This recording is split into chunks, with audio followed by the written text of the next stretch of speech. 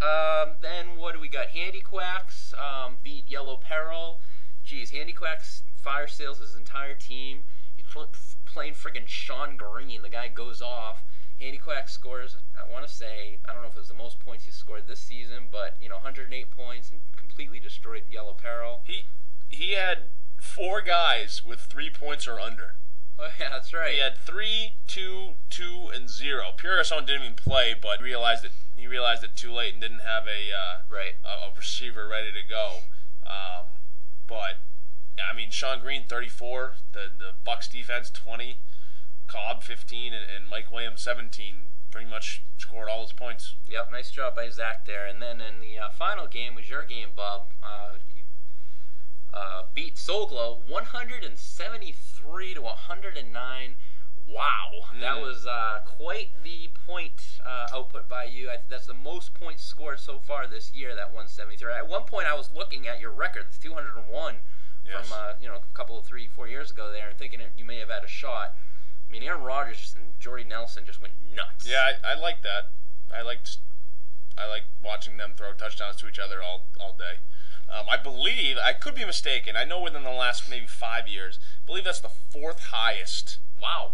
Total, 173. 201, I think, 177 by the guard, or 179, excuse me, by the guards 2 years ago. Okay. And then I think Brandon had like 176. It's something like that. Sounds about right. I think it's the 4th highest. Sounds about right. Aaron Rodgers put up 50 for you. Yeah. And it doesn't, great output. In case you're wondering, the record of most 57 by Michael Vick when I had him back in D7. But obviously you'll take 50 any day. Yep. And then the 282 combined points between you and Soulglow was the most combined points scored this season by 2 teams. It was myself and Soulglow when we matched up against each other a couple weeks ago. We put up 267. He's had a rough go at it. Yeah, it's the second game now that Soulglow's been involved with that he's, put up, a lot of points and with the other team putting up a lot of points and lost. So it's a tough situation there. That's the way the cookie crumbles. The cookie? The cookie crumbles.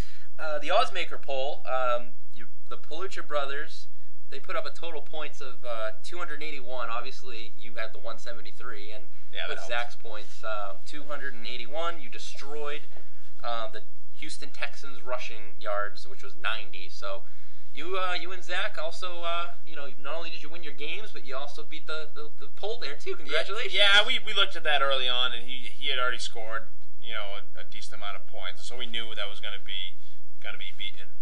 But the Texans didn't really run very good against the Packers. Against the Packers, yeah. So that was easy win, easy pickings. Easy pickings. Like taking candy from a baby. Papa?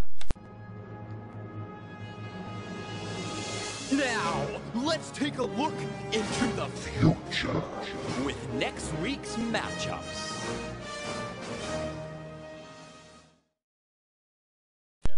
So in week 7, we will all be playing the only team in your division who you have not played yet. So, taking a look at the matchups, we got ourselves Yellow Peril against the Riverdale Scoopers, the Amber Alerts against Handy Quacks, the Loggers against VIP, Pig Newtons up against Soulglow, the Senators against Brutal, and Bubblegum Shrimp against the Hong Kong Cavaliers. Bub, looks like there's a couple of good matchups there, mainly as usual, kind of taking place in the South Division. What are you thinking as far as good matchups? Yeah, or maybe game of the week? The two that pop out, Pig Newtons against Soulglow. Even though Brian's 2-4, we just talk about how he puts up a lot of points. So I think that could be a good matchup, and that might swing the division one way or another. Phil can pull out a win, kind of set himself apart a little bit, and that would kind of cut Brian out. Yep. And then I think my game against Whiffen in the Hong Kong, both at 3-3, really vaults one of us obviously ahead of the other. So yeah, and I think the Senators against Brutal is another game that I'm going to be looking at too, because again, the Senators 2-4, 1-2 in a row. He's putting up some big numbers. He can put up he put up 150 earlier this year. So. Yeah, if he can beat Brutal, go to 3-3 3-4.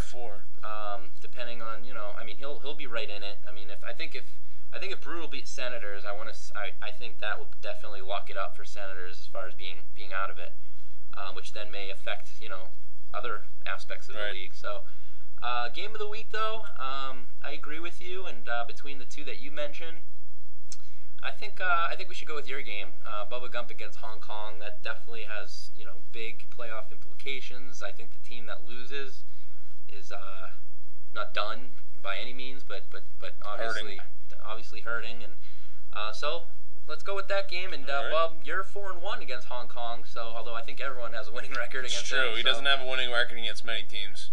So good luck to you, Bub. Thanks. Let's go ahead and let's see if we can get Coach Brand on the line. Hopefully he picks up this time. Hopefully he does, that fucker. Okay. Now it is time. Fucking right, it's time. So grab your balls and let's go. Coach's interview. Here we fucking go. And now on Tom Berkowitz Trucking Hotline, we have a Dynasty board member. He is the Dynasty spreadsheet analyst. He gets a boner when he enables his macros. He prefers shoveling over snowblowing. He thinks Framingham is the end of Massachusetts. He is the reigning South Riverdale champ. He is coach of the 6-0 division leading Brutal Deluxe. He is Coach Brandon McDowall. Coach, thank you for joining us. Thanks for having me, guys. Great intro. Do you know what that was from, that music there, Coach? It's hard to hear. What is it? It was, I YouTubed Brutal Deluxe, and I think it was the soundtrack from the Brutal Deluxe Nintendo or Sega game, or wherever your team name is from. Speedball 2? Yeah. I don't know. I'm not a gamer anymore, so I forget. But anyways, Coach, the Dynasty odds makers predicted you to go 7-8 at the beginning of the year. And after your draft, realistically, and let's be honest here, did you expect to start 6-0 or maybe even 5-1, or were you kind of hoping to get off to maybe a 500 start and go from there? Or are you pleasantly surprised with some of your picks that maybe are doing better than you anticipated, or is everything just exactly how you thought? I'd love to say it's exactly as I thought, but it's definitely not. I mean, to be 6-0 is great, but I remember coming out of the draft thinking, that I'd done as good as I could given the picks that I had, but 6-0, was nowhere in my mind at all. right. Certainly the 7-8 was generous in my mind. Well, Coach, going back to the draft, you got your ass nerfed for the first time when you violated the guard dog ADD rule when you redrafted Richard Mendenhall. You also got unnecessarily nerfed when you drafted Titus Young.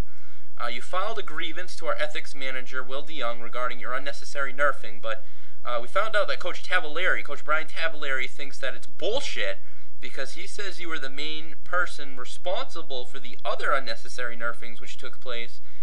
Anything that you have to say about this situation? Well, I'm going to just deny, and until I see any physical evidence or any video evidence, I'm going to say that it never happened. Are you denying the fact that unnecessary nerfs even occurred? Yeah, I mean, did I even have a nerf gun at the draft? Are you denying that there was even a draft? Okay, all right. Well, Coach, spanning back to last year, you've been on an amazing run. We mentioned before you've won 16 of your last 17 games played. You now have the best winning percentage in Dynasty history.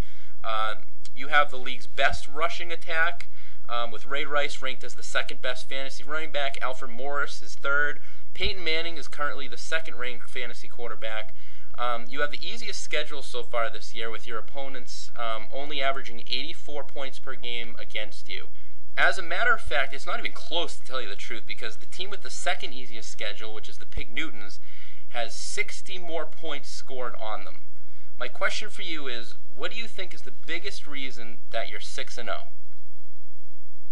I would have to say the addition of Alfred Morris. Yeah. I don't know if I just caught you guys with your pants down or what, but adding him, when I did, has changed my team significantly.